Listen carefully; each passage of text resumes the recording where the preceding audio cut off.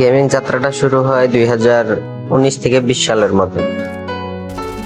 তখনকার সময়গুলোতে অনেক গেম খেলতাম, কিন্তু এখন এই 26 সালে এসে এখন আর গেম খেলতে মন চায় না।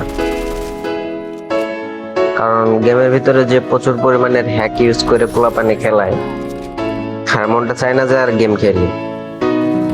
খেলি সময়টুকু পার করার জন্য, যতটুকু সময় দিয়ে খেলার দরকার ততটুকুই খেলি। এর আগে হয়তো অনেক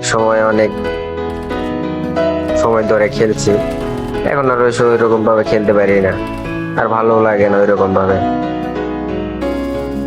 ইটস কাব্বু ভাই, তালহা ভাই, আরো অনেক অনেক বড় বড় কন্টেন্ট ক্রিয়েটর ছিল, তাদের খেলা দেখে ইন্সপায়ার হয়ে গেম খেলা শুরু করছি।